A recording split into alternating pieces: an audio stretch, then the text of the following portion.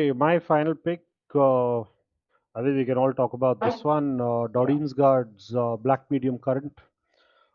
Absolutely one of my favorite albums from the last 4 5 years. Probably my number one pick.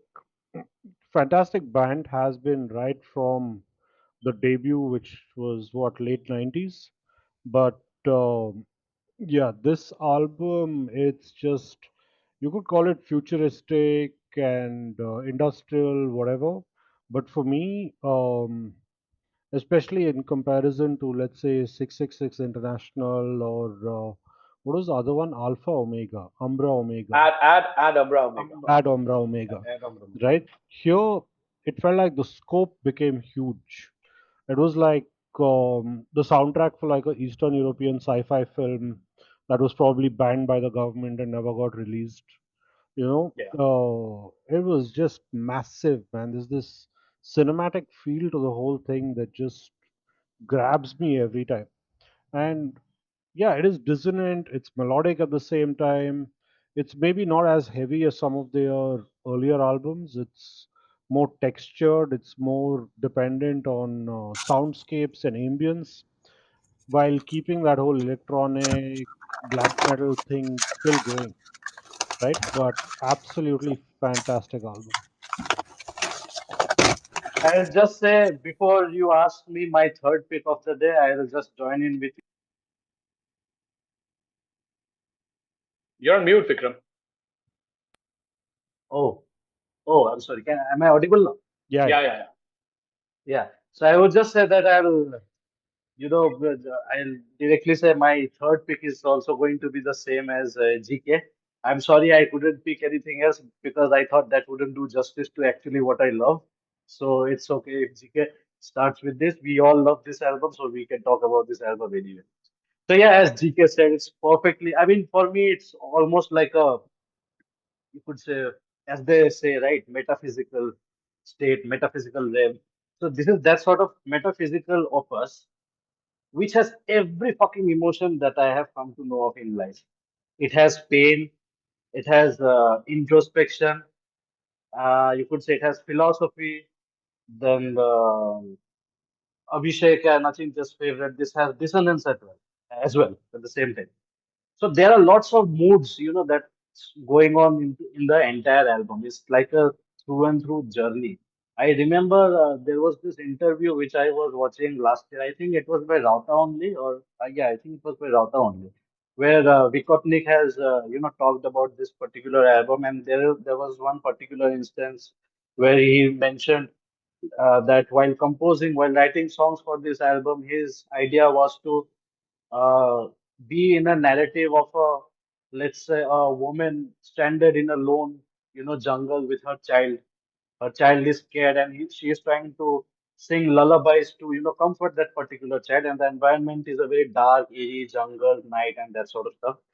I could instantly relate with that sort of atmosphere. I mean, I'm not a woman or a child also, but I could figure out that what he was going behind. That was Nice. pretty fucking Yeah, that was transcendental very for me. descriptive of you. I mean, yeah, that was very transcendental of me. I hadn't heard anything like that before. I mean, if you think about it, 20 years back in 96, Dodheimsgard redefined avant-garde music with 666 International. After 20 years, they are still with Black Medium Color. It feels like they are still 3 years ahead of this particular avant-garde genre of music. They have consistently been very futuristic with his approach, particularly Vicotnik's approach, And musically, if you see this album is so mature, why I consider it very mature is because technically it stays on key and the next moment it goes out of key deliberately, but still maintains the musicality of every fucking thing. So it creates sort of dissonance, the discomfort it creates. It really, really, really, it touches you.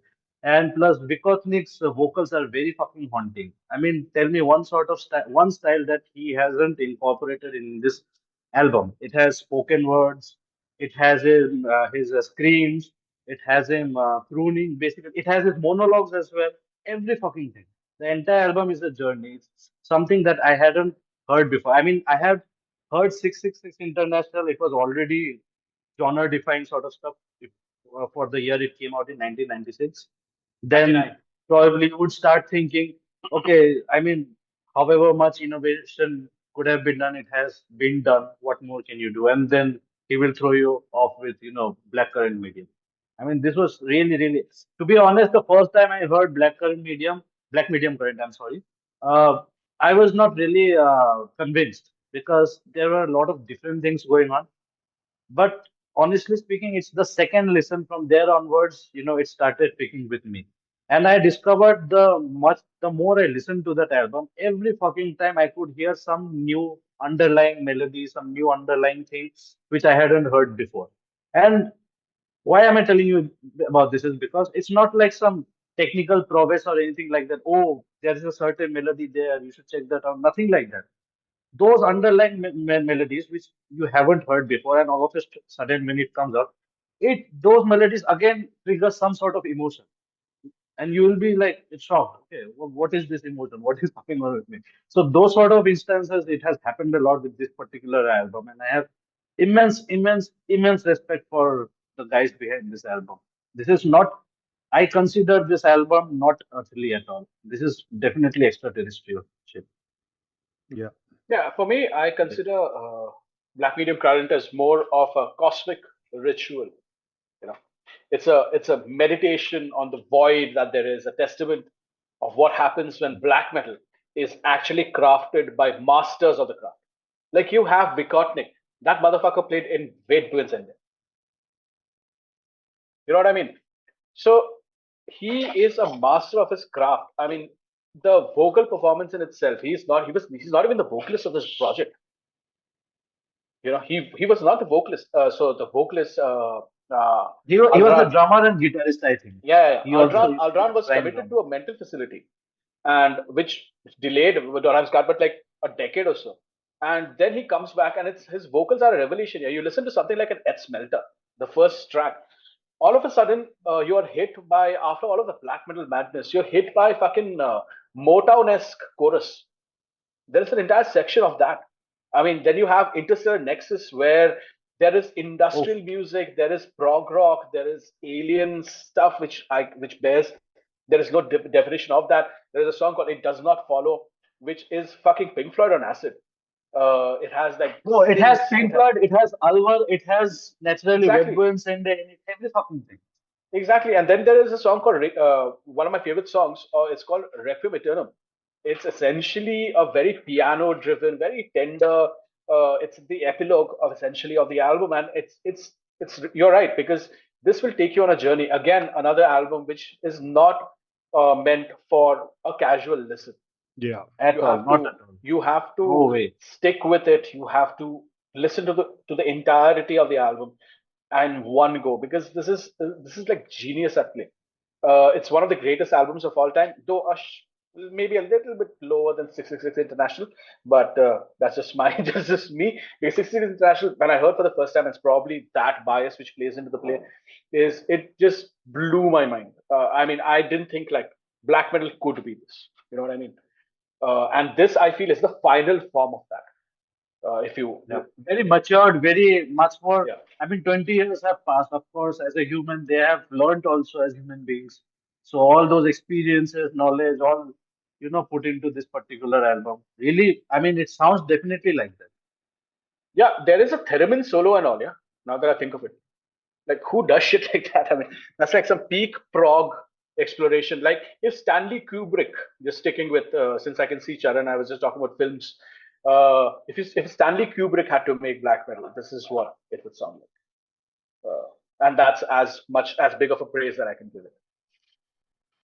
I mean, this is like intellectually a very, Yeah. very intellectual album. Can you hear me? Lost you, bro. Huh. You're back. You're back. Yeah, what I was saying is like it's a very intellectual album with no pretense at all. Yeah. It's intellectual, Yeah. but at the same time, no fucking pretense. It has, that darkness, but that darkness also have very, I mean, it has depth. You can definitely get into the depth and explore a lot of things. That sort of darkness it is. I love it. I mean, the kind of experience this album gave me. Uh, I am primarily a very atheistic kind of person, very atheist person. I don't believe in a lot of non-tangent or spiritual shit. But if somebody has to come and ask me what is spirituality for you, this was very closest to that. This album, What is God? Black medium current. not God also. It was very spiritual. It was very Yeah, yeah, personal. That's what I want to say. I get it. Nice. Album art was, you get confused. You see the album art. This is the music. Well, it fits the music once you finish listening to the album. But yeah, at the beginning I was like, okay, let's pick something else. But then I heard all the Yeah, songs out of this album so many yeah, times. yeah. I think it's a damn Better than God shame that Incantation, no? the bands like Blood Incantation get that much of press for putting out fucking Drek. Lakshman, this is better than Blood Incantation, no? Yes, sir. Oh No, I shit. no. In all seriousness, I'm just appalled by the lack of interest that people have had towards Dødheimsgard and Black Medium Current, because this is essentially everything that people praise Blood Incantation for. And that album got like fucking everyone was falling over themselves and jerking themselves off over absolutely elsewhere. And while it's okay, I understand, bro. You heard Pink Floyd twice. We get it, but there is nothing that comes close to Black Medium Current in that year. It's just pure genius. And why people it did not get enough press, or people were not praising this as enough, not that it matters, but still. Bro, I don't think the Dødheimsgard is for everybody anyway, in the first place. No, that's true. And That's also true. at But the if same you time, are a I think serious Blood music Incantation got journalist, so much hype. yeah, but if you're a Blood serious Incantation music was. journalist, and if you have like a metal publication, metal in quotes, you should be Yeah. listening to Dodheimsgard. I mean, that I, these guys I, have existed since the scene I started. mean, I cannot blame people also if they don't want to get into this kind of music where they need to be attentive, where they need to be immersive with the entire album. I cannot blame people also because everybody has their own way of consuming music or art and stuff like that. It's good that we delve into it harder and deeper. so if 24 hours we are so, into Yeah, it. yeah. WhatsApp Gatekeep, discussion about gatekeep Dodheimsgard. albums and Gatekeep stuff like Dodheimsgard. that. I, Uh, I See, give Blood Incantation, for what I feel is primarily the majority of fanfare of Blood Incantation is because of hype, because of Yeah. fear. That's yeah. what I really No, think. what I was And gonna say, Dodheimsgard, totally, yeah, sir. completely aside from Dødheimsgard, irrespective of Dødheimsgard, Blood Incantation sucks. It just sucks. I agree with you here, definitely. Yeah, But okay, yeah. let's I don't, leave it for another podcast. If we I have a don't, podcast with a title, How Much You Hate Blood Incantation, then that will go more than 4 hours. I only will take up 2 hours, yeah. probably.